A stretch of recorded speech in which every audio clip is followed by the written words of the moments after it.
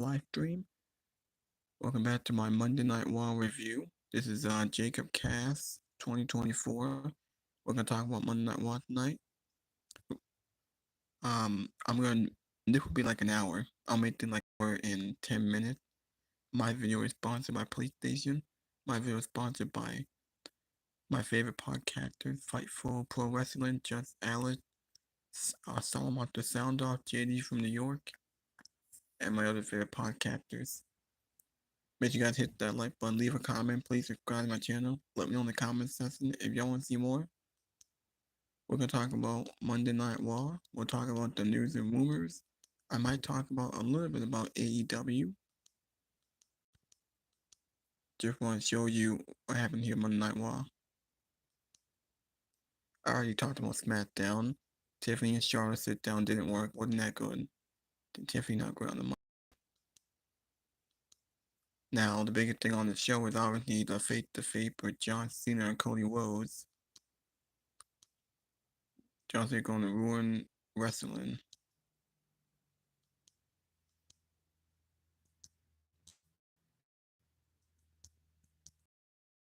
Only see him mitigating in Glasgow in Scotland.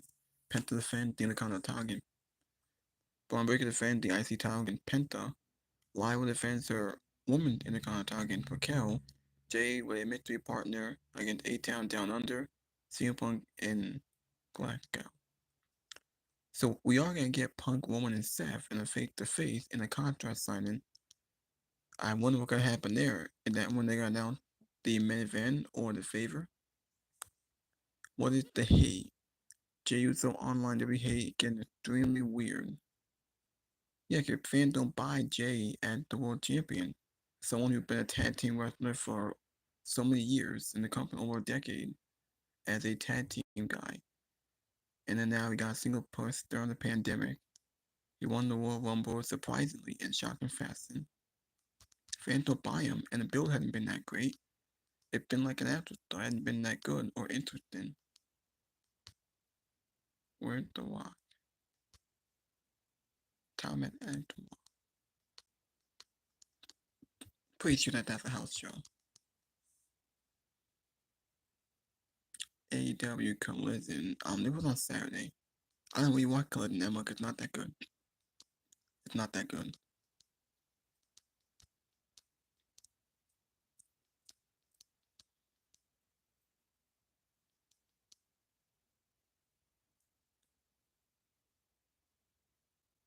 Alright,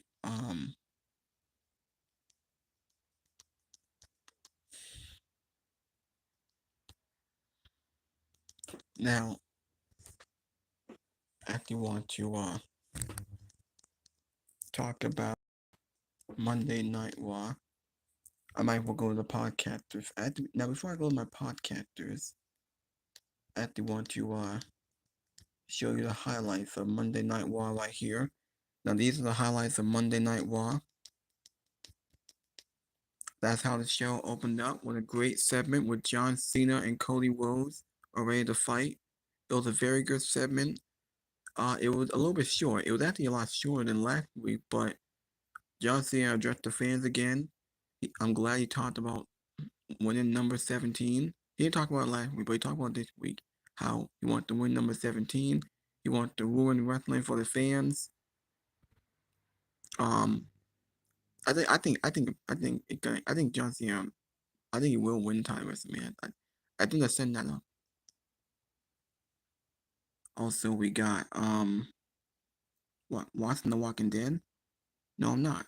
I'm not watching The Walking Dead.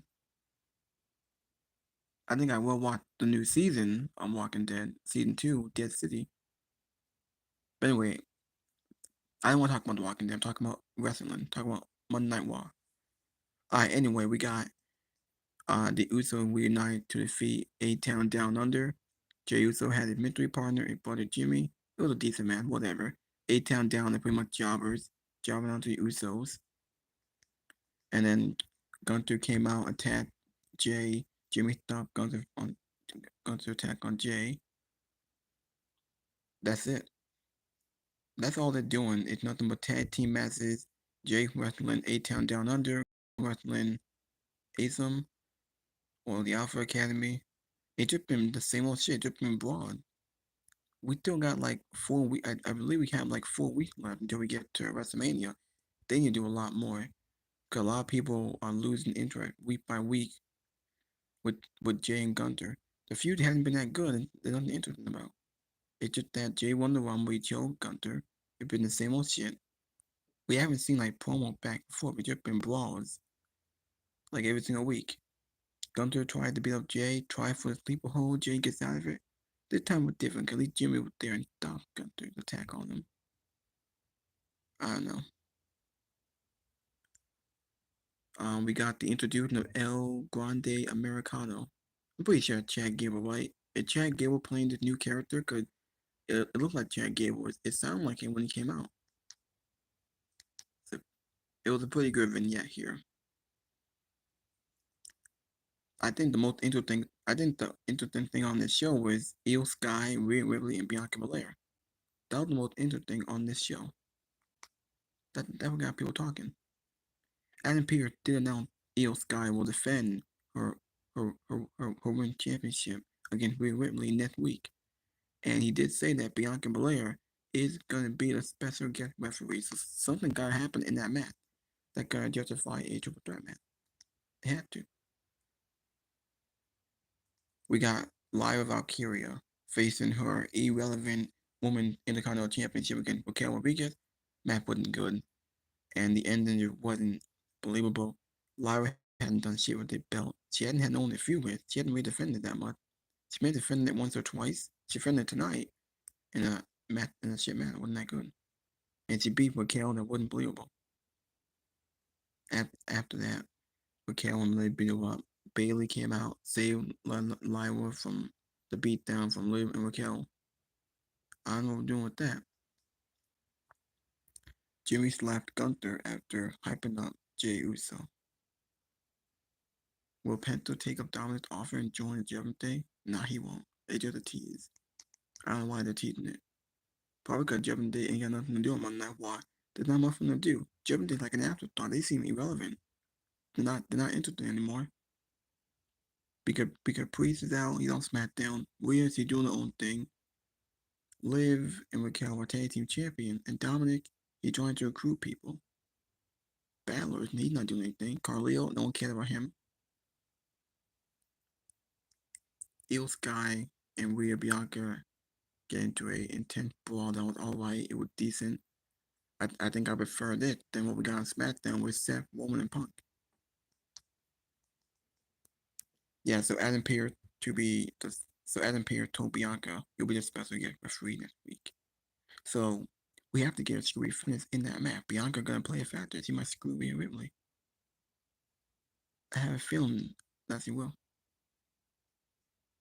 So here's El Grande Americano. May say winning debut against Dragon Lee. He beat Dragon Lee.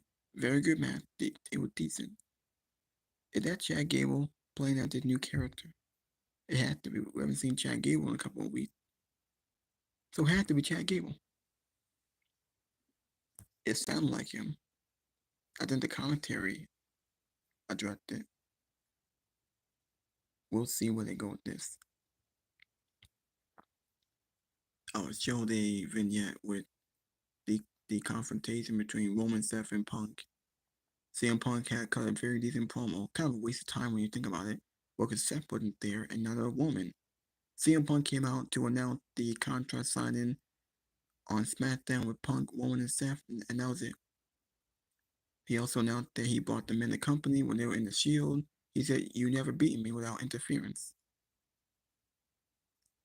So on this whole segment, kind of a waste. Seth wasn't there, Roman wasn't there. We had to wait till SmackDown to get the contract signing. Based on this promo by Punk, I think they're setting up. I think that could be the big shock. Is that the favor? Is this match gonna be the main event? Maybe we'll find out what the favor was that Paul Heyman owed CM Punk. Is it gonna be the main event? And is Paul Heyman gonna be in Punk corner at WrestleMania? Is he gonna walk out with him and leave with him after the show's over? That could be it. That might be the reason. I think that can be interesting. I think that should be main event, even though It's been underwhelming, this storyline, but I think I take it to Jay and Gunther at this point. Lyra is happy to have taken down Raquel Rodriguez. Judgment Day attacked during the match between Braun Breaker and Penta. I didn't think that they were going to do the match now. I thought they were going to wait till WrestleMania, but I guess not. I think they might give away Penta's IC title winning from Braun on Monday Night Raw. I don't think WrestleMania. It hadn't been announced. And but there's not much of a build or story, and there's no heat yet. I mean, last week they did that face to face. Penta won the IC title. And then we got the match tonight. The match ended in the DQ because Judgment Day got involved. Dominic, Balor, Carlito, they beat up Penta and Braun Breaker. Dominic tried to recruit Penta to be in the Judgment Day and recruit him. But Penta made his decision by super kicking Dominic, and then he got jumped by Balor. And Balor went all ham on Penta and Braun Breaker, and then hit the coup de grace on Penta, and then left the ring.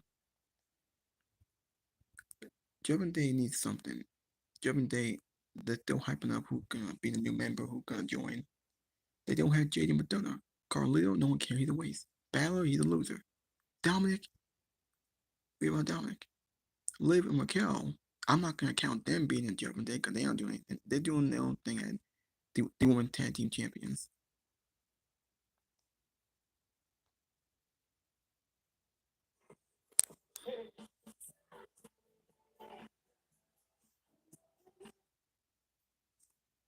But even worse,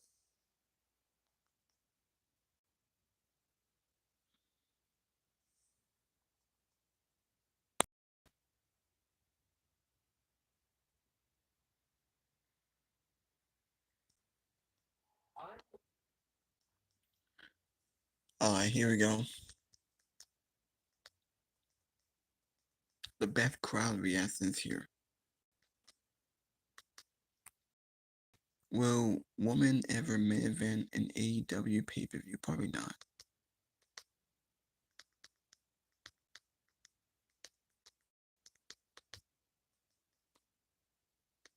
Alright. even the stuff in the bathroom, it's so good. Yeah. Well, that was so. That really was. Gosh, it was. It was awesome.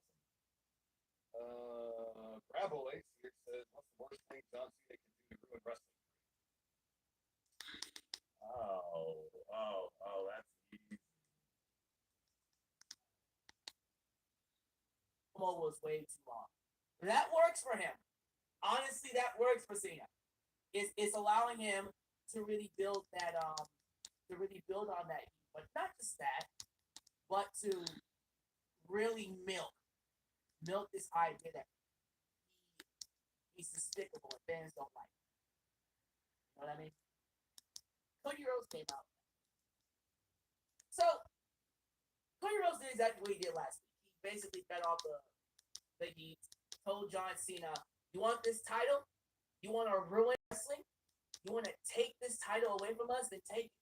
Put the belt on the floor. Make a move, bitch." John Cena, being a heel, said, "No." Oh yeah, I forgot to mention we have. Hold on.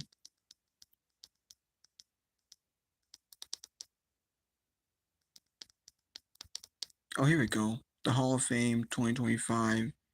The natural disasters announced for the Hall of Fame. So they've announced they'll be in the Hall of Fame this year. I don't know who these guys are. Might have been old legends a long time ago. Machine Gun. Alright, so let's watch JD from New York. Let's see his reaction.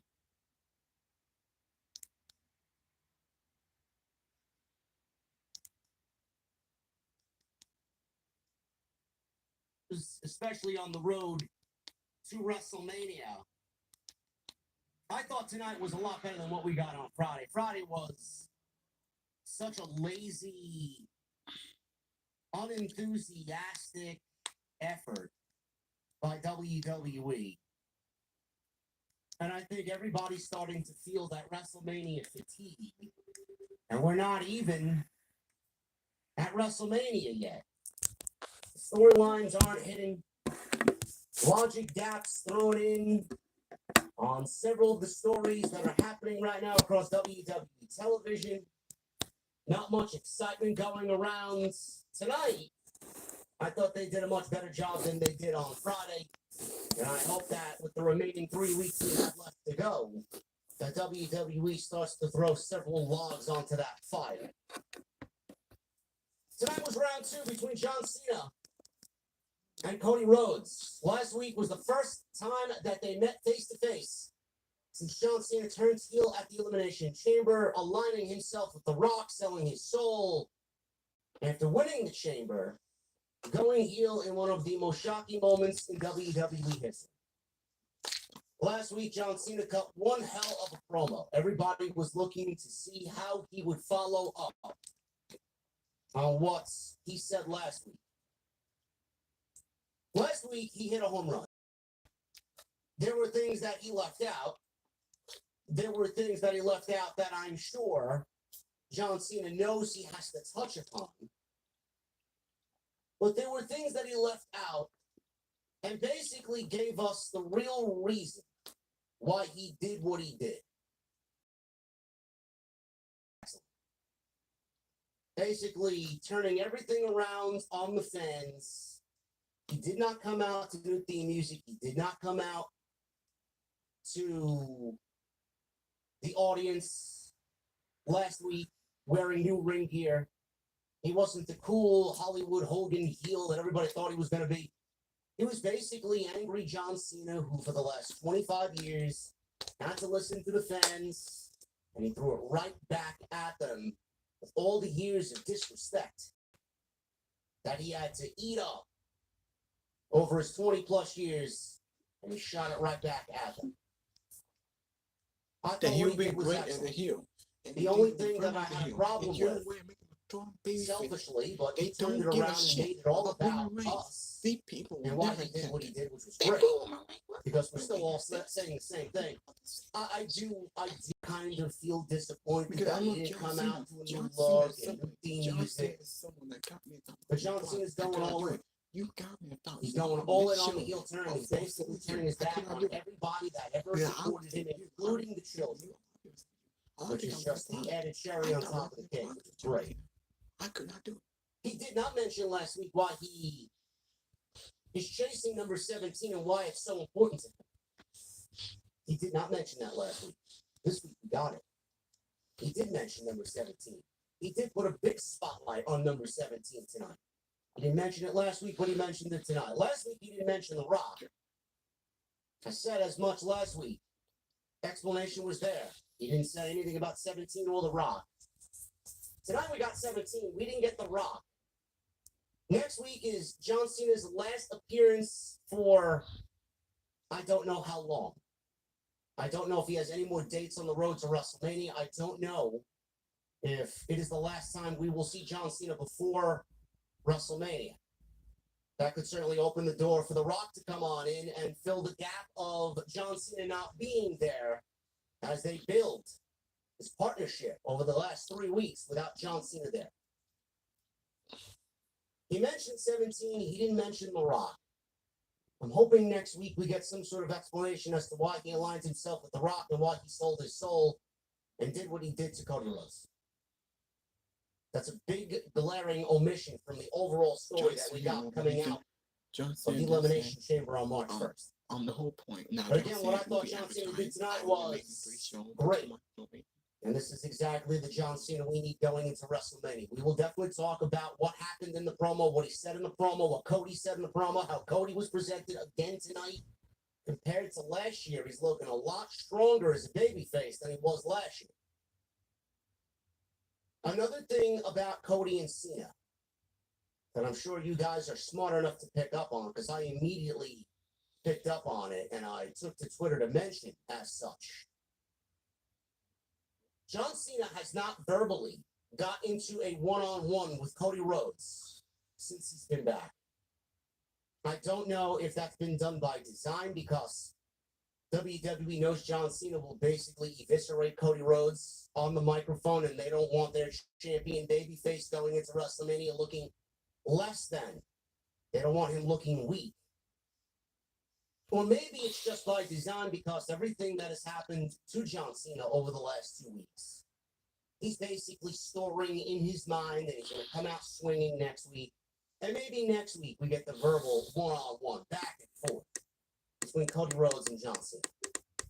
But there has not been one instance so far in both of these meetings where John Cena has verbally retaliated against Cody Rhodes. John Cena speaking to us. Cody Rhodes coming out and having a problem with what John Cena is saying about not only him, but to us as well. John Cena has never said anything to Cody Rhodes directly. I wonder what's going on there. It's clear as day as to why or what they're doing. I just want to know why we haven't gotten that. That one-on-one, back and forth, face-to-face, promo to promo. I'm intrigued. And this is the only thing right now, honestly, that feels like a WrestleMania mega match in both what's going to happen in the ring and what we are being presented with. There are some WrestleMania caliber matches on this show already, but the stories are lacking. I can't even say the same about CM Punk, Seth Rollins, and Roman Reigns. I can't say that is the truth. I can't say that is the case right now. On paper, it looks like a WrestleMania match. On paper, it is a WrestleMania match. But in execution, in story, it's not. CM Punk tried to do the best that he could tonight without Rollins and Reigns being there. And even poked fun that, yeah, he'll be showing up in England on Friday night to confront both of them. Crowd booed. And he even said as much. Why are you booing? Are you booing because they are not here and you want this contract signing that we're going to do on Friday to happen tonight? Yeah, me too. I wanted it to happen here tonight too. I wanted them here tonight. I get it. But John Cena and Cody Rhodes are the only thing right now that's feeling WrestleMania worthy. I said as much on Friday with Punk, Reigns, and Rollins. We'll get into that as well tonight because Punk was on the show. And he did whatever he could to salvage what I thought was an absolutely terrible segment on Friday. Just I didn't really understand where they were going or what they were going for. Roman Reigns angry at CM Punk because he eliminated him in the Royal Rumble. Boo-hoo! Cry me fucking crocodile tears, bro. Royal Rumble, it's every man for himself. Roman Reigns has been doing this for how long now? It's not his first rodeo on the Royal Rumble. I'm upset at you because you eliminated me in the Royal Rumble. Okay, bitch, I just helped you win at War Games over your family who took everything from me. I don't give a shit if I eliminated you or not, or if you're angry with me eliminating you or not. That's not a reason to be angry at somebody. It's within the rules of the match. He should be angry at Seth Rollins for what he did to him after the match. They were both eliminated at the same time, and Rollins took his anger out on Reigns. Punk is just speaking his truth. The truth. We'll go over that again tonight. Punk was in the building. Gunther and Jey Uso. Tonight was the first time in weeks that I finally got a sense of, all right, I can start getting behind this again, man. The healing process has begun. WWE had Jey Uso and a mystery partner against A-Town Down Under. Tag team match. That tag team partner, that mystery partner ended up being Jimmy Uso, Big Jim. It's great to see the Usos back together. Probably the best tag team of the modern era in WWE. WWE will have you believe that they are the greatest tag team of all time. They are not. They certainly are not. Top 10, but not the greatest tag team of all time. There has been something missing with Big Jim on his own and Jey Uso, main event Jey Uso, on his own. Tonight was the first time in months that I finally got a sense of the Usos, Jimmy and Jey, on the same wavelength, on the same page. They finally looked good away from all the noise and all the nonsense and all the fucking yeets and all the chants and all the sing-alongs. They got back to doing what brought them to the discussion of being one of the best tag teams in the history of the business. And they worked great tonight together. They're better together. I think this is very much well known in the community. Jey Uso's great. I don't get the Jey Uso hate. I find it to be fucking weirdo behavior. I do. I also find the Gunther hate weirdo behavior. I don't know who the fuck these people are, but you're a bunch of fucking idiots. Demented. Go seek help. The Jey Uso hate is just as strange. I don't really understand it. People vehemently want to see this man fail. He's a pro wrestling character on television. I don't really understand the personal hatred and vendetta against Jey Uso. But tonight, WWE had them on the same page. Tonight they looked good together instead of being mediocre away from each other. The WWE, if you don't think they're paying attention to what we're saying here or what we're saying online, WWE is a company that normally, especially with this administration, has their finger on the pulse. Jey Uso did something tonight that a lot of people are going to glaze over and say, hey man, another botch by main event Jey Uso. I think it's time we get Gunther trending for him to win and retain the championship. WWE is taking all of your knocks and memes on Jey Uso and turning them into a storyline. So we'll talk about that as well. Penta, IC title match against Braun Breaker. The ladies, Raquel Rodriguez and Lyra, IC title match. Also, Rhea Ripley, Bianca Belair, and Io Sky. Not yet official, but WWE is stretching this as far as they can with a major match next week in London with a very special stipulation. We'll talk about that and so much more tonight right here on Off the Script. I thank you guys for joining me here on the podcast. It's happy hour, man.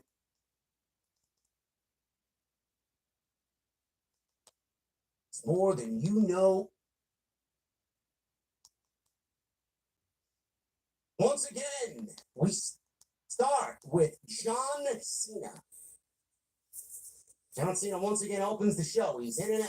Starts the show, hops on the private jet, and off to wherever he has to be.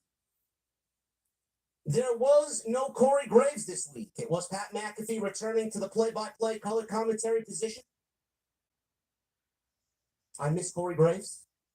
I was hoping that Pat McAfee may take the next several weeks off until we get back to the States, but there he was wearing a Scottish kilt. Dressed the part tonight on commentary. John Cena. He enters and is loudly booed. Fans are loving to hate John Cena. John Cena is out there with a microphone. He knew the crowd was ready to do their worst because he turned the spotlight now on them. They knew that he could pick them out individually and rip them all to shreds. No one was safe. Not even the clueless kid from last week that WWE plastered all over their social media. He even ran him down again this week. John Cena hates the kids, man. John Cena's fuck the kids campaign continues. His poor, pathetic face was everywhere, says John Cena, of this innocent child who was conveniently wearing John Cena merchandise from head to toe.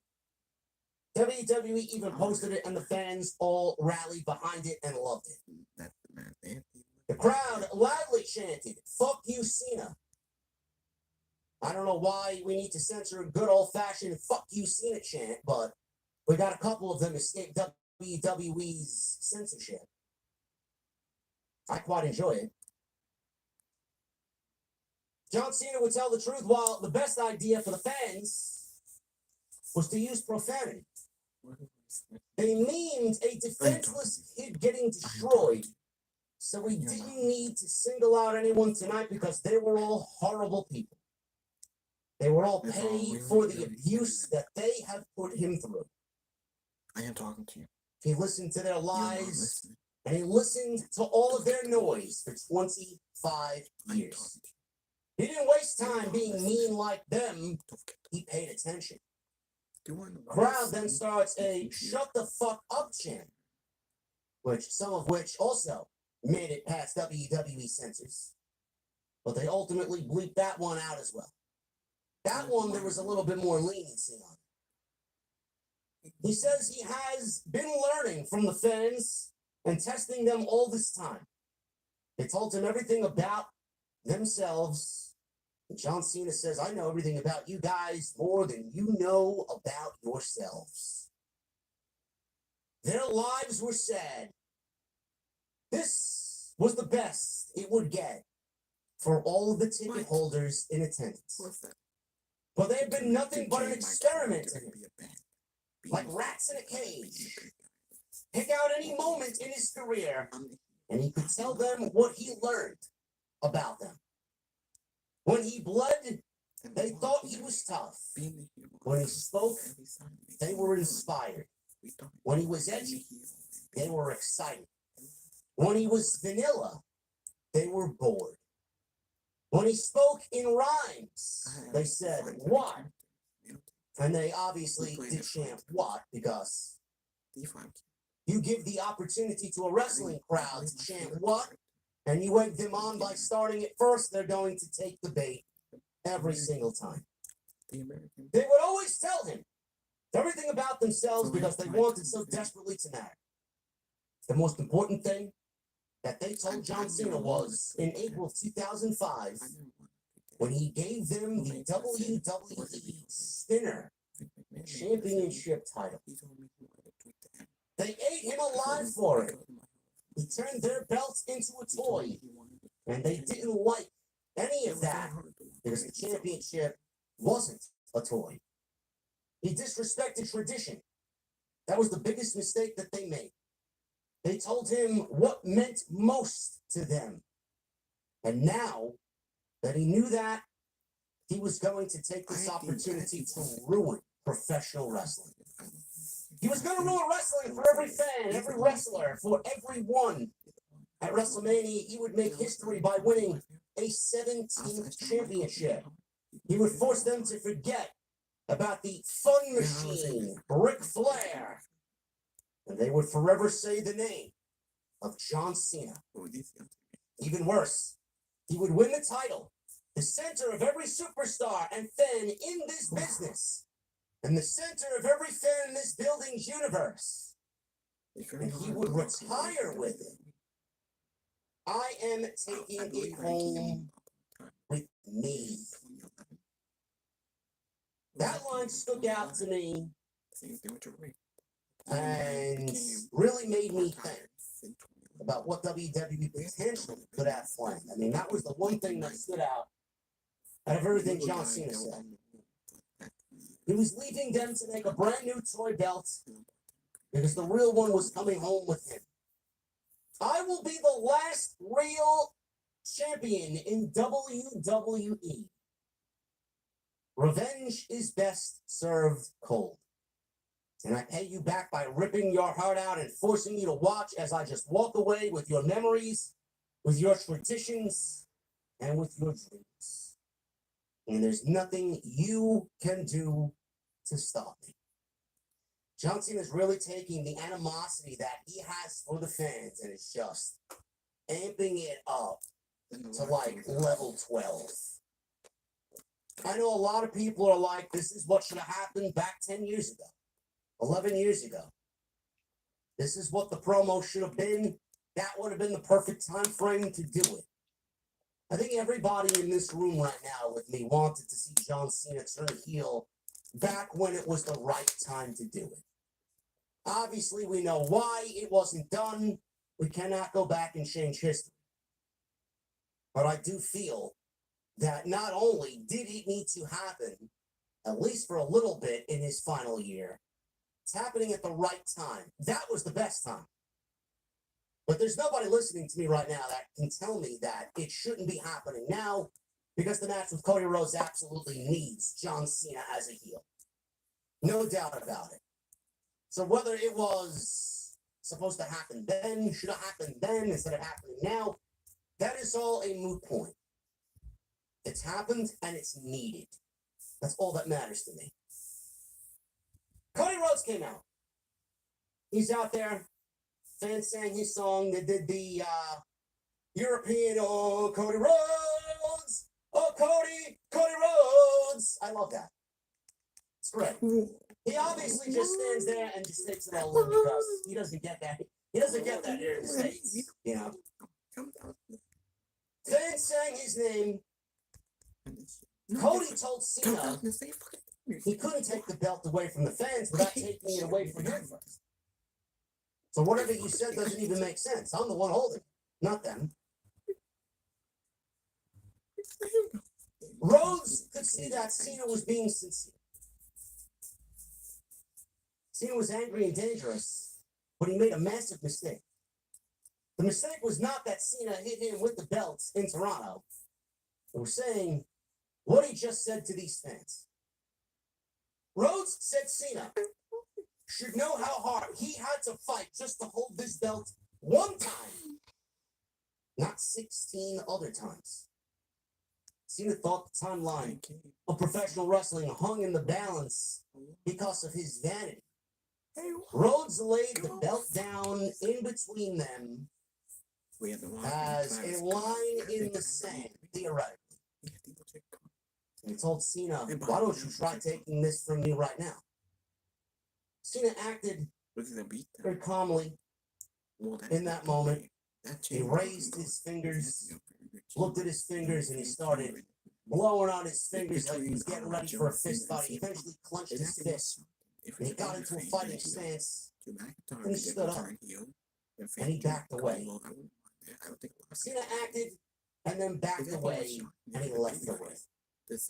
Rhodes, shirt unbuttoned, his suit jacket all disheveled, looking for a fight. Rhodes told Cena that his psychotic need to take the belt did not outweigh Cody and the fans' need to keep it. Champ was standing in the middle of the ring while Cena walked away empty-handed. That is how Cena would walk away at WrestleMania, and that is how I will make you walk away from WWE. And that was the last thing that we heard tonight. We didn't see either one of them again. I did have some problems with the promo last week. I thought what John Cena said was perfect. It worked. But it was not the perfect promo. He did not mention The Rock's involvement here, the inclusion of The Rock, why he sold his soul. He did not express anything in regards to The Rock. He did not mention number 17 last week. I even will say that John Cena and what he did to Cody Rhodes, I don't want to say I made an excuse for Cody, but Cody did say that he was open and willing to listen to John Cena without taking it to the next level. He wanted to hear him out first. He did give you a reason as to why he didn't attack last week, which he had every right to, because any normal man would go through what he went through on March 1st and then come out all guns blazing the first chance you get to see John Cena, which did not happen. I don't know why they did not throw down. I don't know why they didn't act accordingly to at least cover up that plot hole. Adam Pearce being out there, a couple of security guards being out there, just so that they don't get into a fist fight. But Cody did say he wanted to hear John Cena out first. It brought him a little closer to wanting to throw down and wanting to fight. Seems like we're going in increments, incremental stages here. Last week he wanted to hear him out. This week he wanted to fight. Maybe next week we actually do get that fight. Knowing that John Cena's not going to be on the television show for a few weeks. We don't even know if he's going to be on the television show anymore until WrestleMania. Those are some of the problems I had with last week's promo. This week he did mention number 17, which I'm glad. He mentioned number 17, and he mentioned that he's going to take that record from Ric Flair. He did say he was going to ruin pro wrestling. And I love the fact that he said that. Because they ruined everything for him with their attitude and their hatred. The most important thing that they told him was in April 2005 when he gave them the WWE spinner belt. They ate him alive for it. He turned their belt into a toy. And they didn't like any of that because the championship wasn't a toy. They felt like he disrespected tradition. That was the biggest mistake they made. They told him what meant most to them. They didn't give a fuck about John Cena being the champion. They gave a fuck about how the championship looked. John Cena is nailing every single thing that he said. 2 weeks into him being a heel. I do listen to the He's fans going to with take my the WWE John Cena Championship as a and once heel. again ruin wrestling. John Cena. That's all you need. John Cena as a heel. Is it important to It's him? something we Yes, talked it is. I He do didn't believe need to that say back how in important it was to 2012, him. He mentioned he's going to break Ric Flair's record so we don't have to hear the name Ric Flair anymore. John Cena is going to be immortalized by number 17. He knows that. It's not the reason why he wants to win it, though. I do. That's secondary. John Cena is using this as a vehicle to get back at us.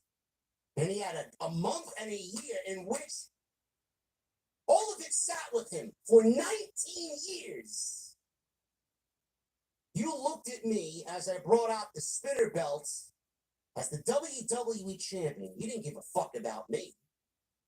All you cared about was how the championship looked. But here I am as your champion. He's going to ruin wrestling for everybody again. Cody Rhodes. This week he wanted to fight. John Cena just left him hanging. I don't know why there hasn't been a verbal throwdown between Cena and Cody Rhodes. Are WWE waiting on something? Are they waiting for the company to get back to the States for them to do it here? Does it involve The Rock? Is anyone going to back up Cody? What are they waiting for? Are they fearful that John Cena may verbally eviscerate Cody Rhodes to a point where it's going to make him look bad and they're not having John Cena say anything until we get to WrestleMania? I don't really know.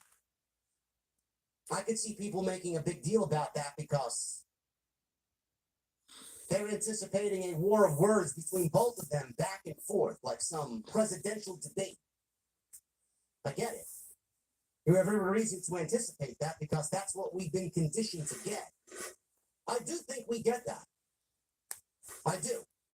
It's going to be one time only, though. I also did mention last week that I'm hoping we get another Cody being beat up in front of his tour bus situation like we did last year in the rain by The Rock. I don't know where or when that comes this year, but I have a feeling we may get something that really kind of tips the scale as far as the intensity aspect. But I do think John Cena here, again, came out swinging, hit all the points that he needed to, and with 3.5 weeks left to go, 26 days till WrestleMania, they are giving this to you in drips. Like I'm watching my fucking espresso just pour out of my machine. They're giving it to you in drips. Like you playing Call of Duty and they slowly drip content. Several the next week with a lot of substance, and you have something to look forward to every single week that Cody and John Cena are on television. Otherwise, if they give it all away now, there'll be nothing to discuss and dissect when we get to his last appearance, because he will have said it all already. This is the only thing right now that feels WrestleMania worthy to me. As far as superstars in this match, what they're going to deliver, and as far as the story. Do we want to see Dwayne? Yes. I hope we see The Rock one more time. That's the only thing he hasn't really discussed. It's a pretty big fucking deal. You got to discuss it. Why did you align yourself with The Rock? What was the throat slash for? Was there a deal made? Did you sell your soul? What is The Rock promising you? Are we going to see him? What was discussed? Something's got to be said. But I thought what John Cena said here tonight as far as number 17 was fantastic. He's using it as a vehicle to ruin pro wrestling for everybody once again because he saw through everybody the first time. He won the WWE Championship, and they did not give a shit about him. They only cared about what he did with the championship. Those are feelings that John Cena has harbored for 20 years. And to use that as a vehicle to once again ruin pro wrestling for today's generation, I love that. I think that's fucking great. Nobody is in tune with what they did for 25 years more than John Cena. It's the reason why they called him the GOAT. This was great. Cody's great. And as far as Cody, he's being presented a lot differently than he was last year. Last year, he was treated like a bitch. He got cucked out. I mean, he was made to look like a third fucking wheel to Roman and The Rock. Seth Rollins didn't look any better, but Cody was just cucked, man. He looked weak. He eventually got the job done, overcame the bloodline and the final boss, won the championship, finished his story, honored his father. Great story. One of the best moments ever. This year, he's brought his big boy pants. And he's gotten in the face of John Cena. He's not letting even John Cena throw him around and verbally get to him. He knows who he is. He knows how important the fans are to him. He knows how important the championship is. He knows how big this match is, and he's seeking revenge. Right now, John Cena has not been able to get to Cody. John Cena has not cucked out Cody Rhodes. He looks a lot better this year than he did last year. I'm just waiting for that downfall to happen at least once on the road to WrestleMania. That swings the pendulum to John Cena, but not Cody Rhodes.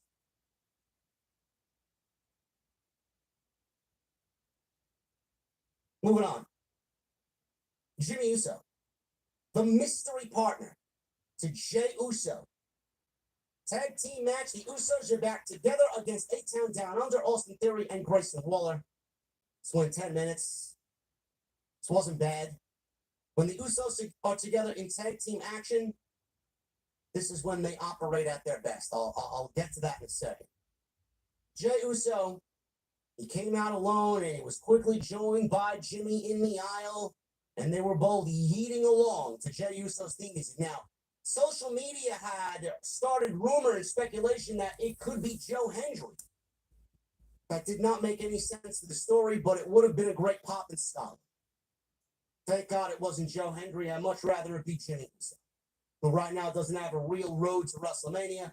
If he can add anything to make the Jay Gunther storyline a little bit more personal, then I think that's the best role for Jimmy to be playing on the road to WrestleMania. So with them teaming up here tonight, A-Town starts getting some heat on Jimmy. Theory make feed at least for the first hour. It was great. Then they went back after the first hour and gave us the U.S. feed as almost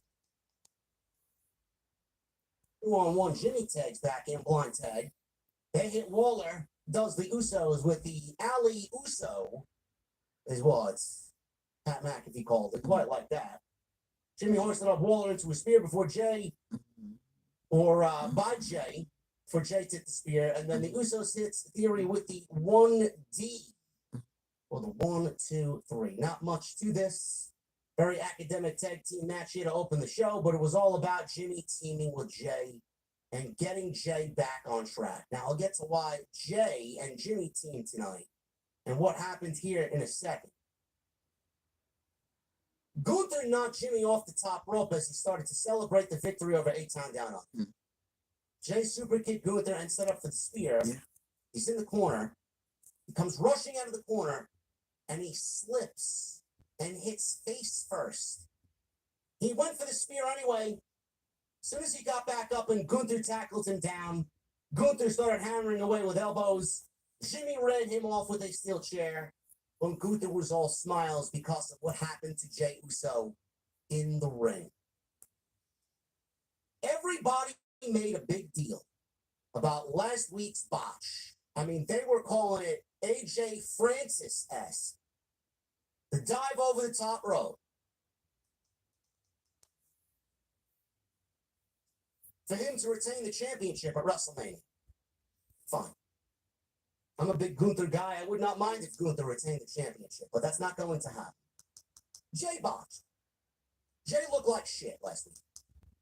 I mean, one of the top comments in the comment section on YouTube, when WWE uploaded the clip of the Theory and Jey Uso match that literally lasted 9 seconds, one of the top comments read, "This is the first time where the loser looked better than the winner." I don't blame that guy at all for thinking that way. Jay looked fucking terrible last week. I don't know what's going on, but he did not look good. And this was not. And Jay botched again. He's never going to let this down. And then you and me and everybody else are going to seriously start questioning why he is in the WWE World Heavyweight Championship match at WrestleMania when he is absolutely not coming off as a main event caliber guy. I am here to tell you that this was a deliberate thing. This was all planned.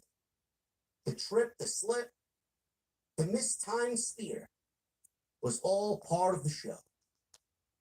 Happened last week. They knew Jay botched. They knew Jay botched bad.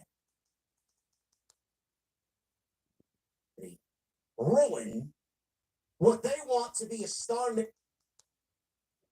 until we got the segment later on in the show where clearly it was like, oh, all right, I get why they did what they did tonight. But WWE is looking to silence all the hate. They are. They want you to think what happened last week was intentional.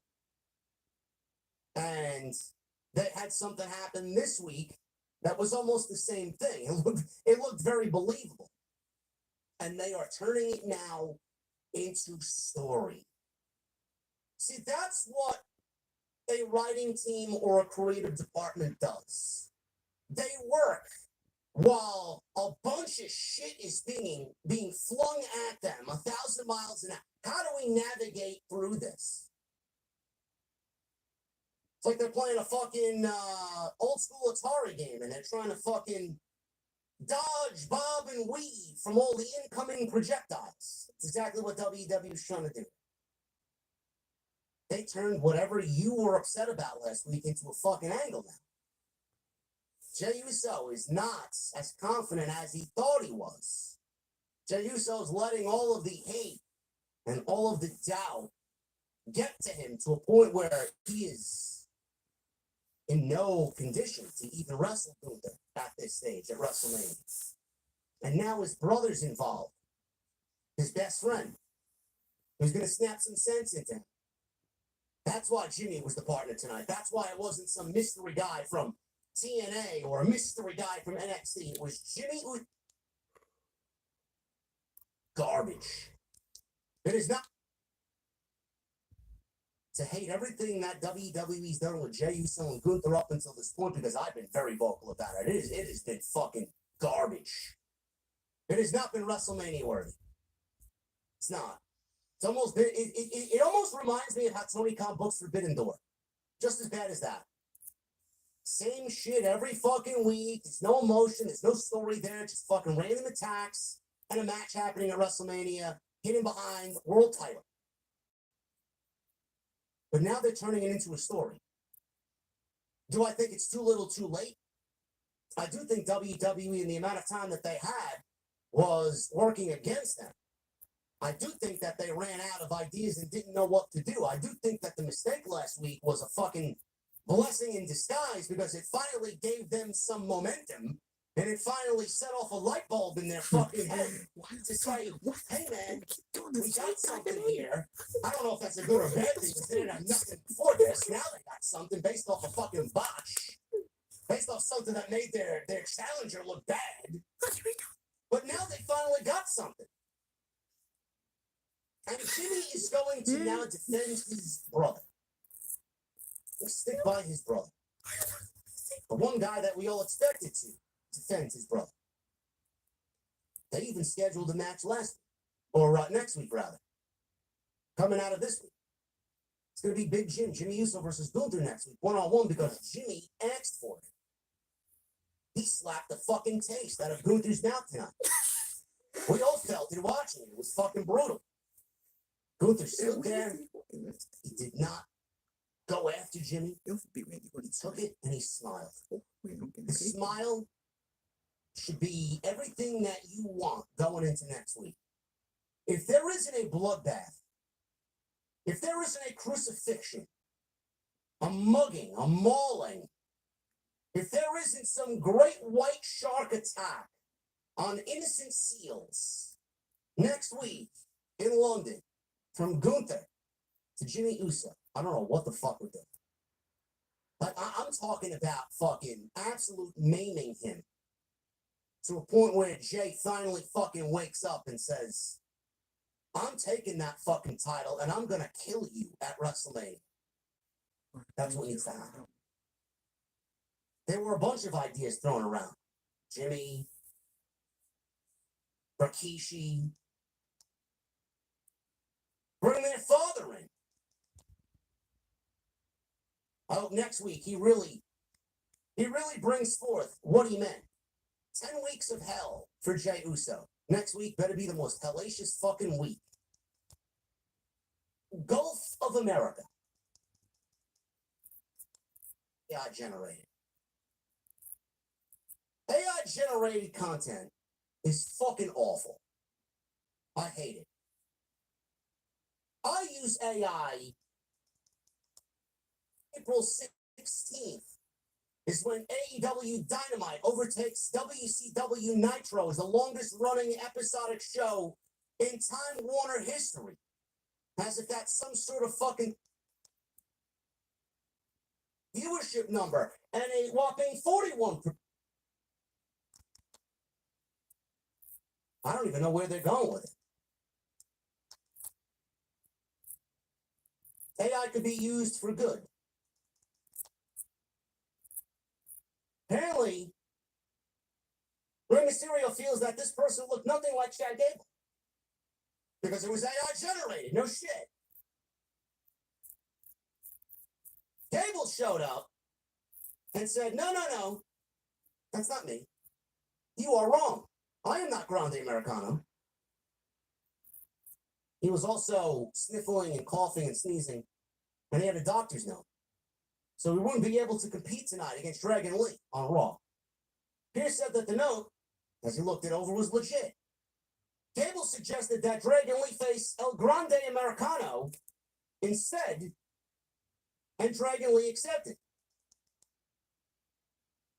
The Americano to team with the New Day against the LWO, but apparently the New Day want a tag team title match at WrestleMania. I don't even know if that's going to happen anymore. We may get Grande Americano versus Rey Fénix at WrestleMania. Honestly, could be Grande Americano versus Malachi Black. Could be Grande Americano versus Rey Fénix. I don't know. I don't know if that tag team match with the LWO and the New Day is going to happen. I don't. Lyra Valkyria and Raquel Rodriguez. Women's Intercontinental Championship. 8 minutes. This was probably the best Raquel singles match that we've gotten since her return back. And I'm surprised. I will say that.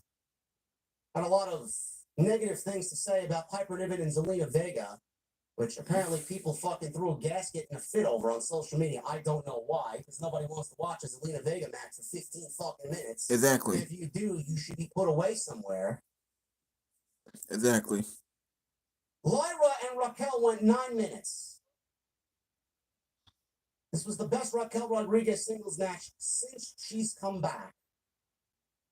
Lyra still has no momentum as champion. 0.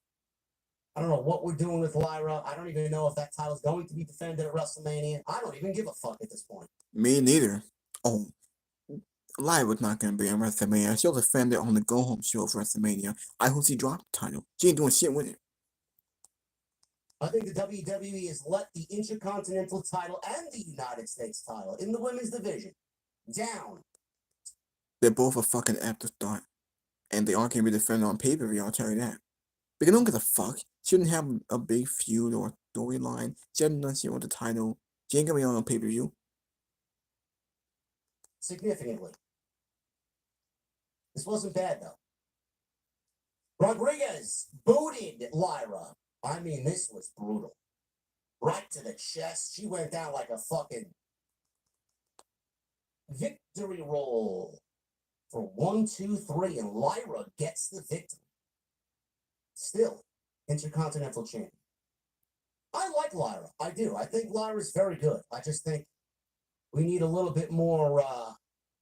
We need a little bit more spice on Lyra. I think she's very vanilla. I don't know what it is. I think it's the same thing that the Motor City Machine Guns are suffering from. This goody two shoes. We're gonna fight the best. We're here to accept all challengers, man. But I think it is, man. It's like this cheesy, goofy, fucking. I don't know what it is. I don't really know. It's got to be that. I like her. I want her to do good. She's got a good look. We just need a little bit more spice, a little bit more zest, some flair. Not the Charlotte kind. Nobody wants any of that. Morgan and Rodriguez attacked Lyra after the match. Bayley, who gave her a pep talk in the back, we didn't really hear anything. She was just there. It was like one of the moments where they were going to go right to a commercial, and they had Lyra backstage with Bayley. This was before her match. Morgan and Rodriguez attacked Lyra. Bayley was automatically running out there to save Lyra. She ran out. She cleared the ring with Lyra. Bayley gave Lyra her IC title, and they posed together. Are we getting a Bayley versus Lyra match soon? Didn't we get one of those already? I don't remember it being any good. Man, Bayley's not doing anything. She's kind of irrelevant on this WrestleMania season. Last year, she had that big moment when she had that big match with her and Io, and the big feud, a big moment. This time, she's not doing anything. I thought she was fooling Roxanne Perez. Where's Roxanne? She's still on NXT or the other main roster? Because we don't know. I thought she was fooling Roxanne, but I guess not. New Day. They appeared on Raw 3 weeks ago. That was the last time we saw them, when they beat Rey Mysterio and Dragon Lee, which I thought was a great match. They ran down the locals before proclaiming that they would win the tag team titles at WrestleMania. And we haven't seen the War Raiders either. The last time we saw them was a couple of weeks ago, 3 weeks ago, maybe, when they wrestled the Queens. I don't know what's going on. I just feel like everybody is just like, we got this talent. Let's get them on the card. It doesn't even really matter. It's WrestleMania. Everybody is a fucking afterthought on this show. Nothing matters. The tag division don't matter.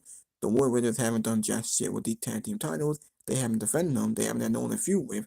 So they're losing momentum. They're irrelevant. They're an afterthought. Get the belts off of them. We don't need the War Raiders champion no more. You know what? You might well give it to the New Day. I think the New Day deserved it. They need to amp up their momentum and their heel turn after turning on Big E back in December. Give the belt to the New Day. The New Day should be in something substantial coming out of that fucking heel turn that we got back in November. I'm still waiting. They have not felt the same since then. It's only been this downwards for them.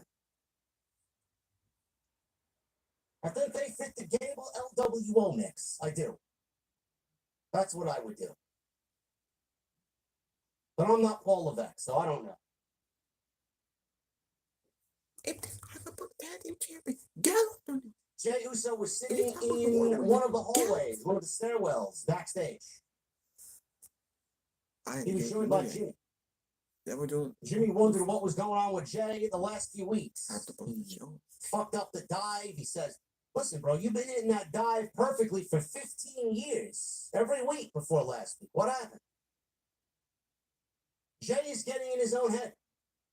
Last week's dive became a meme and a joke. So they are absolutely taking everybody's jokes and hatred Well, and engagement farming, and they're making it These into a aren't being story. offended. These They're are not pretending like it was WrestleMania. supposed to The happen. tag team title. These not being offended WrestleMania. Then he went They out make there our title tonight and irrelevant. slipped on Same his with the spear. tag team title. They're irrelevant. But If that's he offended kept WrestleMania. going like this, he I will don't not think beat Braun Breaker Gunther defended at WrestleMania. because Penta is not. Jay interrupted So and that said, man had all Boost, this I know that. Wow, this crap. A lot He says he of couldn't beat Gunther. Up and said he needed to see the right-hand man, Jey Uso, the one who became main, right there, and Gunther did nothing about it but smirk. Bloodbath next week. Next week is when it needs to become personal. Women's World Title segment. Adam Pearce was in the ring with a contract in hand for Io Sky and Bianca Belair at WrestleMania. He said Rhea Ripley signed her name on it too, but that does not mean she is getting a title shot at WrestleMania. Crowd booed. Everybody thought they were just going to add Rhea because she signed her name to the contract. Thankfully, that's not the case. Otherwise, I don't know where the other 20 women are backstage who didn't sign their name to that contract. Pearce says he's been trying to assign Ripley's title match, her rematch, for weeks. But in the meantime, Belair won the Elimination Chamber and earned the title match at WrestleMania. Ripley, meanwhile, only wanted the title rematch on her terms. He was about to make an announcement and was interrupted by the Women's World Champion, Io Sky. Io says she didn't care about contracts and was happy to take on both Belair and Rhea Ripley because she is the Women's World Champion. Gotta love Io. She's got a contracted match with one woman who won the Elimination Chamber, and she wants to give an opportunity to someone else making it a triple threat match. Gotta love Io. She may be stupid, because that lessens her chance now to 33.3%. But you got to admire her toughness for wanting to wrestle two and not one. Belair comes out next. Very heelish is Bianca Belair lately, huh? I told you guys.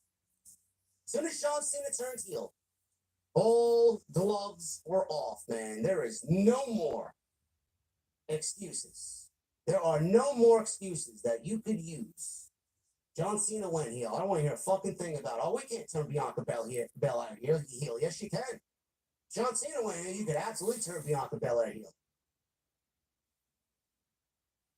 She comes out. She's not about to let Rhea Ripley headbutt her way into this match because she did not earn it.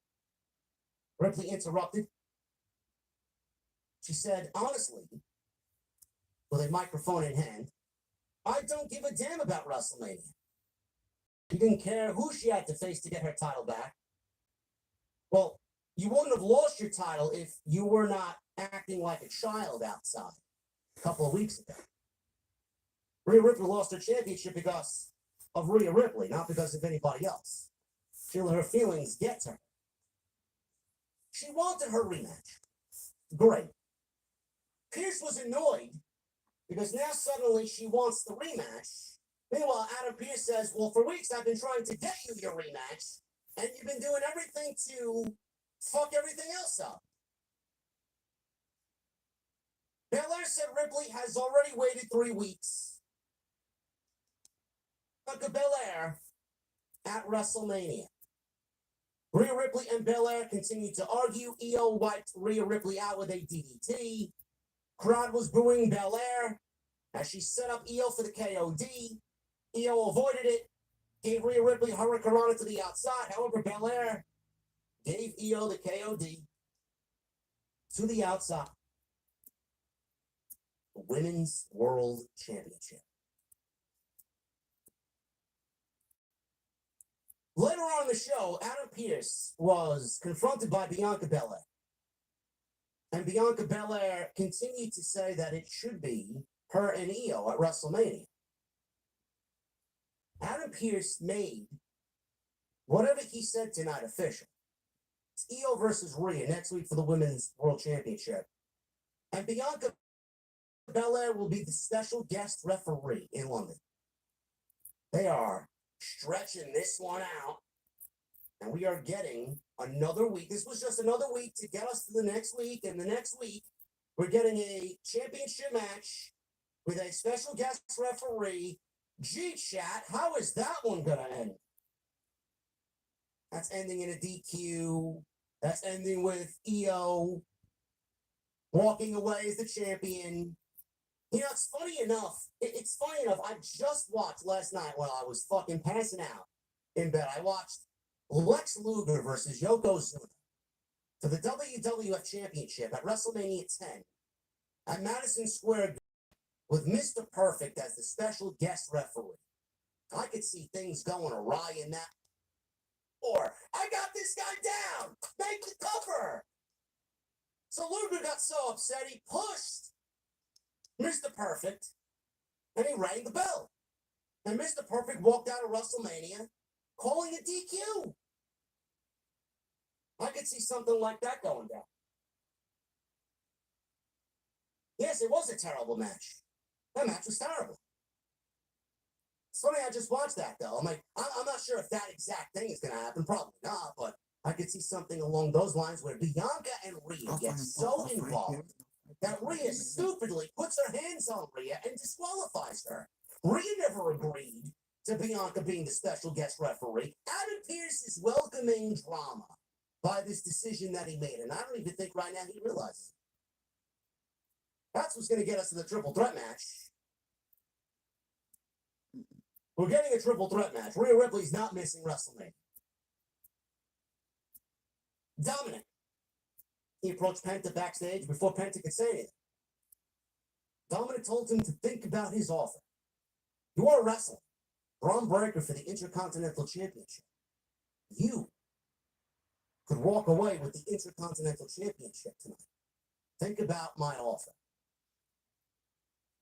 He was continuing to enlist Penta. I cannot see Penta in the judgment. I cannot. Kofi Kingston and Xavier Woods, they were out during the commercial break earlier in the show, addressing the fans and running them down. They go visit Adam Pearce, and now they're demanding a world title shot against the War Raiders at WrestleMania. He said no. He wanted them to prove they earned the shot. They left. Against who? I don't even know what other tag teams are on Monday night besides the War Raiders and the Greats and the LWO. They beat the LWO. What else they got to do? What else do they have to do? El Grande Americano. From the Gulf of America, he's being billed as. From the Gulf of America. One-on-one with Dragon Lee. This is probably the best match of the entire show. It's obviously Chad Gable in a wrestling mask, folks. This is Gable under a mask. Hits Dragon Lee with an exploder. Gable, he's up. Before.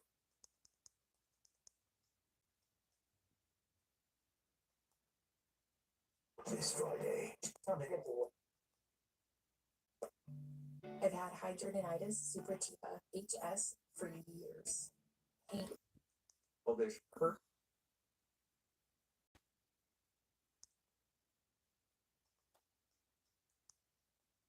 John Cena was back on the show tonight, and John Cena said that he wants to ruin wrestling.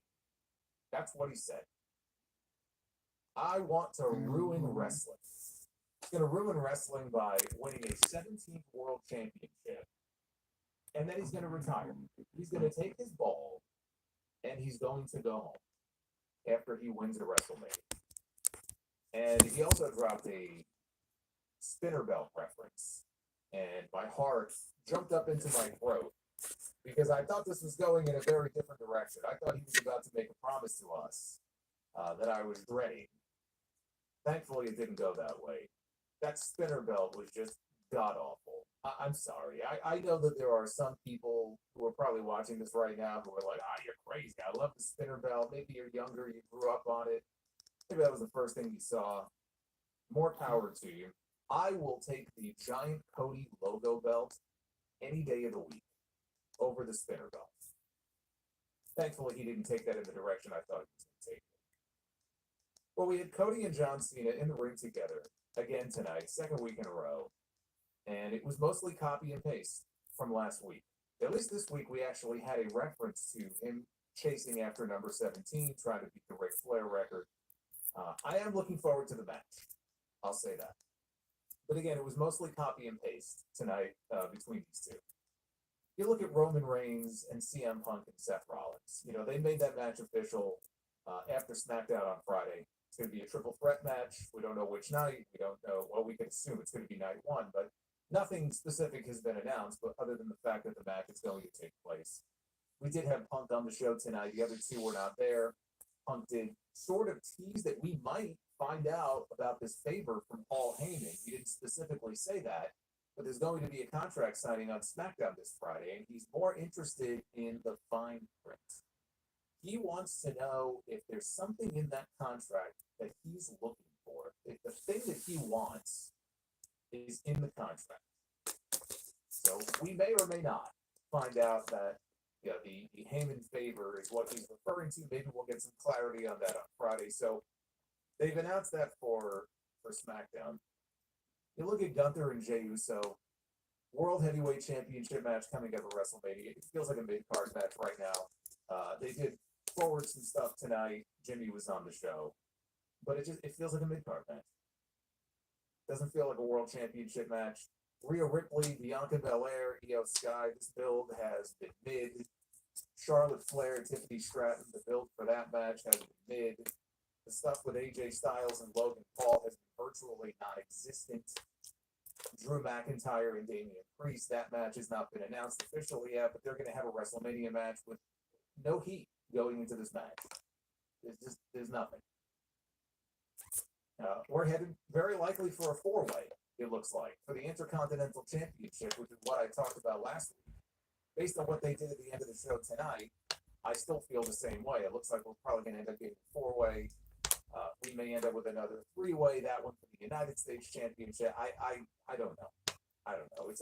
It's all very blasé right now. And, WrestleMania this year is 2 weeks later than usual. This is like, I think this is the latest WrestleMania that we have ever had. So it's about 2 weeks later than it normally would be. They're on this tour.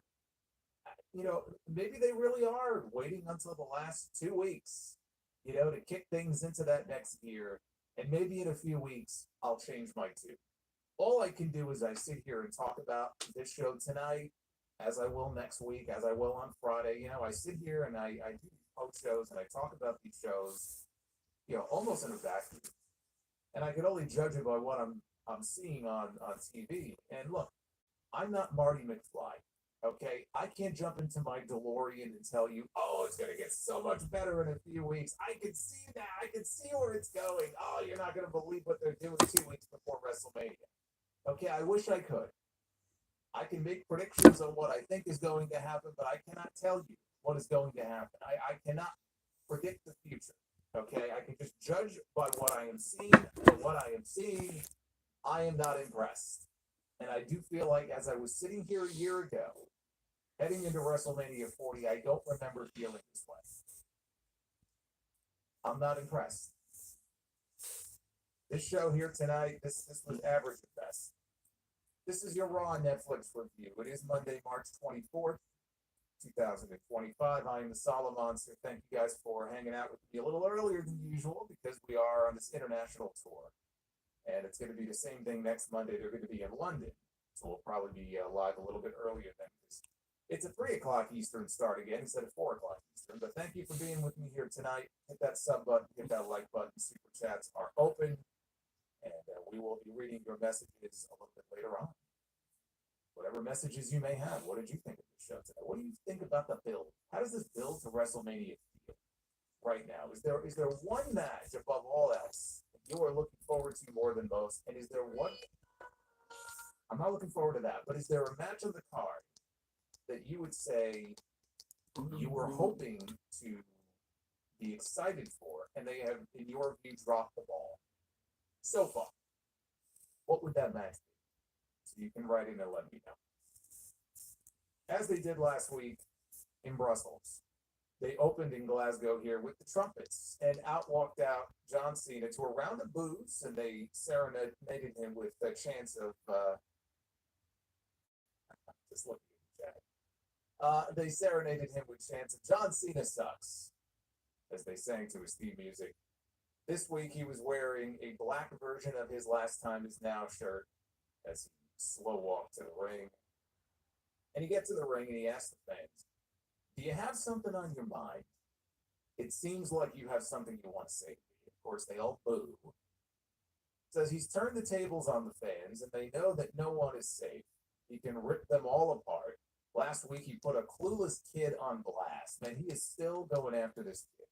This poor kid, he was memed all over social media. And he says his poor, pathetic face was everywhere. Says WWE even posted it. And you all loved it. So we got "Fuck You, Cena" chants, which they censored here on Netflix. He says, who's worse? Him, the only guy who always tells the truth, or all of you, whose best idea is to use profanity? So you were the ones who love to watch and rewatch and meme a poor defenseless little kid getting destroyed. I don't need to single anybody out here because you all are horrible people.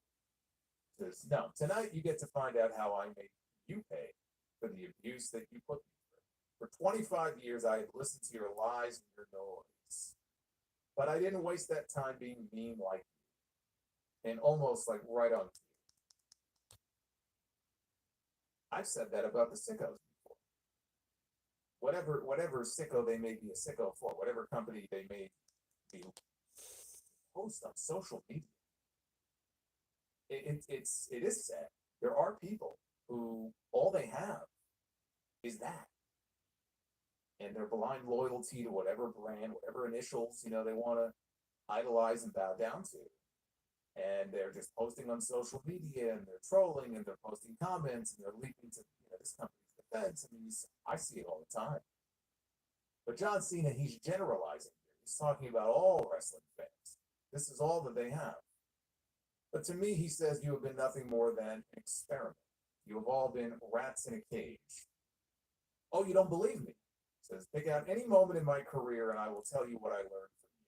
When I bled, you thought I was tough. When I spoke, you were inspired. Now, at this point, they started giving him the what treatment. So he kind of weaved it into his promo here. He goes, when I was vanilla, you were bored. When I was selfish, you were disrespected. When I speak in rhythmic tones, you said what? And they said what? Says, you make this so simple. And the most important thing you ever told me was in April of 2005. It was a day that I gave you my greatest idea. I gave you the WWE Spinner Championship. And I was like, oh no. Because I thought, okay, the promise now is coming that when I win the WWE Championship, when I win number 17 of WrestleMania, I'm bringing back the Spinner title that you all trashed. That's where I thought this was going. And all of a sudden, I was about to change my tune and say, man, I'm calling for a Cody Rhodes win at WrestleMania. But he goes, and just like right now, you ate me alive. All you have to do is Google negative comments about the Spinner belt. Actually, that might be an interesting RSPW experiment. See if I can find some posts on that from 2005. Because all you have to do is Google negative comments about the Spinner belt. You said I was stupid because I changed your championship into a toy. And the title is not a toy. And the toy belt that I made for you disrespected your tradition and your legacy. That was the biggest mistake you ever made. You told me what means the name John Cena. But even worse, I'm going to win that championship and retire with it. I am taking it home with me and leaving all of you to create a brand new toy belt because the real one comes home with me. I will be the last real champion in WWE. The revenge is best served cold, and I pay you back by ripping your heart out and forcing you to watch as I just walk away. with traditions and your dreams, and there's nothing that you can do to stop it. And sure enough, out comes Cody Rhodes. Down to the ring, and the fans in Scotland, they sang to him. They weren't even singing his entrance. I mean, maybe they were, but when he got in the ring and his entrance music stopped, they started singing a Cody Rhodes song, I guess. I mean, they were singing his name.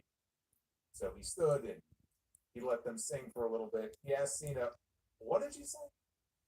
Said that you said that you were going to take this title away from them. Don't you think that you need to take it away from me first? That is the theme so far these last couple of weeks. Cena's not coming out and cutting promos on Cody Rhodes. He's cutting promos on you and me. It's almost like we are going to WrestleMania. It's like we are the defending champion going into this match at WrestleMania. Cody Rhodes is like an afterthought here. Cody, basically, you're kind of looking past me. It's what Cody is saying here. Admittedly, I made a mistake last week. I talked about old John, new John. Seeing it now, you are clearly angry and willing, the most dangerous you've ever been. But you have made a massive mistake, and that mistake was not hitting me with the belt at Elimination Chamber. Not that.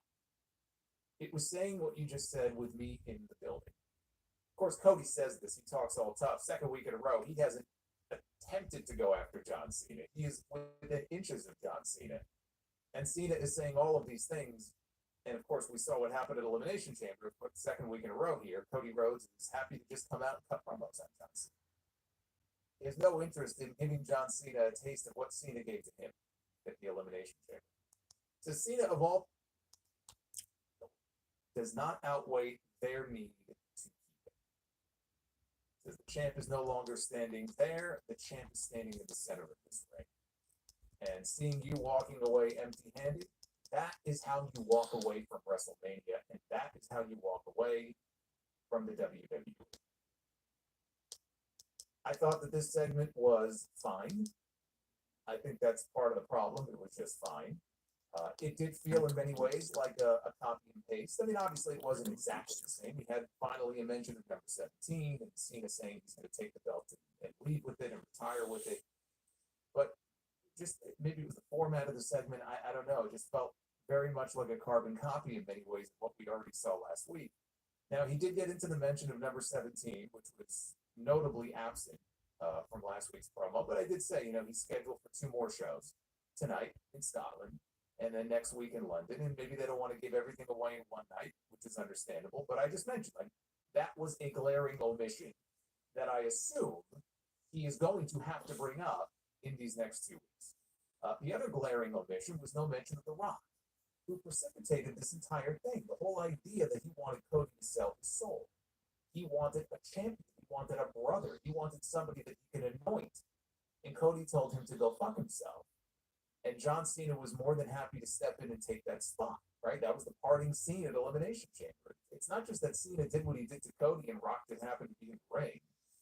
And Cena left on his own. Cena left shoulder to shoulder with The Rock and Travis Scott. And we still have gotten no follow-up to that. There has been no Rock. There has been no Travis Scott. John Cena has not mentioned The Rock a single time. So that is something that perhaps on next week's show, maybe they'll bring him up. Maybe he will never get brought up. Because maybe The Rock isn't even going to be involved in this. I have every expectation that we'll see The Rock at WrestleMania. We may not see him until WrestleMania. If we don't. I don't know. But it was a pretty important part of the story to get us to where we are now. So to sort of ignore it, Cody doesn't bring it up, Cena doesn't bring it up. It's like the elephant in the room. When or if they're going to bring it up, I don't know. So that was not mentioned here tonight. But Cena saying that he is going to ruin wrestling by winning the title and retiring, it was a little unclear. I mean, I assume by that what he was talking about is I'm going to win the championship at WrestleMania. And once I've accomplished my goal here, which is to win number 17, break the record, all that's left for me to do is ruin wrestling for all of you by taking the belt and going home. I don't think he meant that I'm going to win the belt and defend it and hold it until the end of the year because I promised you that I was staying until December. His message here in this promo was, I'm going to win at WrestleMania, and that's it. I'm done.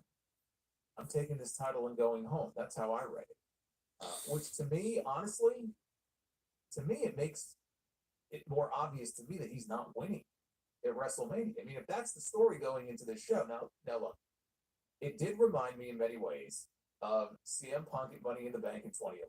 CM Punk's contract was up literally the day of the Money in the Bank pay-per-view.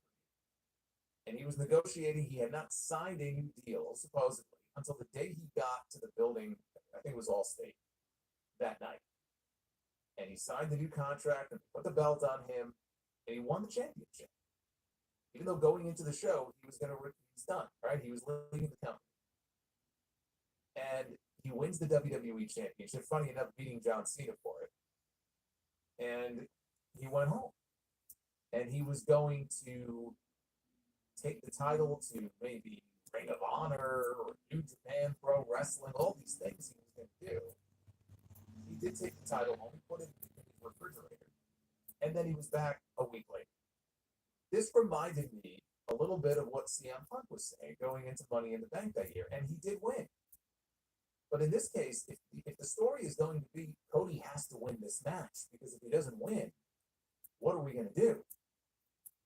John Cena is going to win, he's going to leave, and we're going to have to just crown a new champion. I don't see that happening. To me, it makes it a little obvious that Cody is probably going to win, which I would love to see John Cena have a few months as a heel defending the championship. But now I'm not so sure. If this is the story they're going to go with, it may well be that they're building to Cody winning. I got to tell you, the way so far, and we have a few weeks left, the way that they're promoting this so far, this really does feel to me like Cody's winning. And I do think it would be a shame because there's so much potential in Cena getting a heel run as champion, but it's possible that they feel the way that I felt when Cena first turned heel, which is winning number 17 and setting the quote unquote record. That's a babyface thing. I mean, he's teasing it now as a heel to get a rise out of the fans and it'll get him good heat. But that's a babyface accomplishment. So maybe they really do want him to win number 7. If you win 17, they want him to win it as a babyface, and they hold off on it until SummerSlam or sometime later in the year.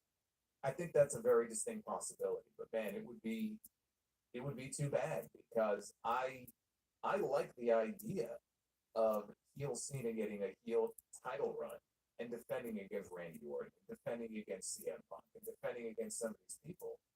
And I feel like if it doesn't happen at WrestleMania, then it's not going to happen as a heel, and it would be kind of a waste. But the way I feel right now, listening to these promos and seeing what they're doing, this feels to me, as of March 24th, 2005, or 2025, that probably a Cody win. Especially if Austin was going to be involved and have a cameo in the main event, come out to fend somebody off, right? It does make it more likely that Cody would probably go over. But again, there's still a few weeks left to go. This is the second week in a row where Cody came out and Cena said nothing. Said nothing. He made angry faces, but he just stood there. He stood there. He did not return fire on Cody. He let Cody say his piece, and then he left. And it's like as if he doesn't care about Cody. He doesn't talk about Cody. He talks about the fans and all the ways the fans have abused him and wronged him, and how my mission now is to just torment you and throw it back in your face. And that's all this dialogue has been so far. So the back and forth between them that I was hoping for is completely absent from all of this. And it would be one thing if I thought, okay, well, John Cena is going to be on the show every week between now and April 19th and April 20th. But he's not. Right now, he's only announced for one more show between now and WrestleMania, I believe, and that's next week.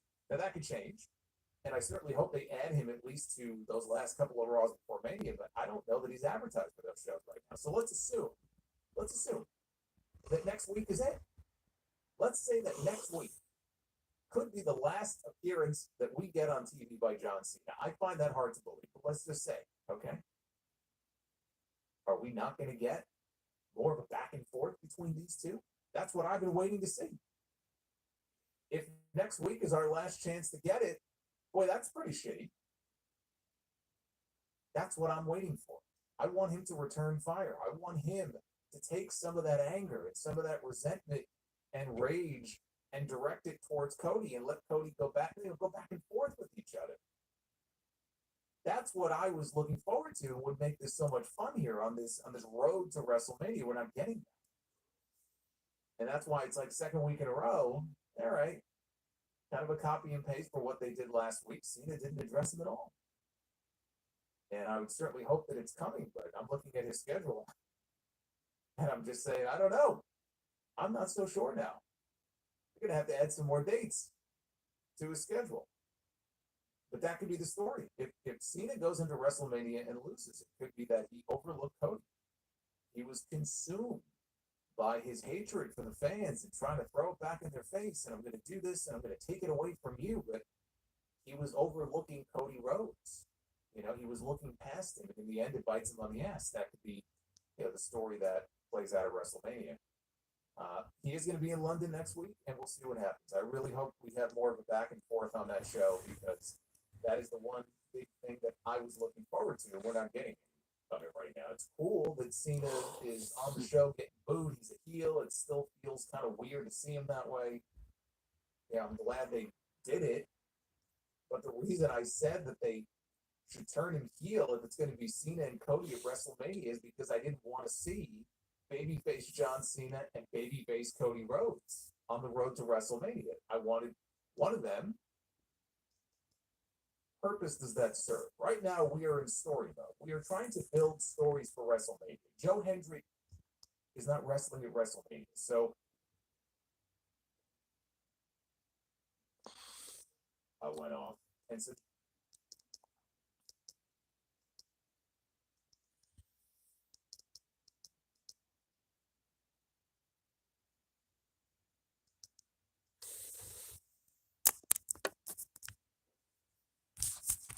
I think I made this long enough. I'm gonna end the video. I don't make it too long, but until that time, I'll see you guys later. This is Jacob Cast 2024. I'll see you guys later.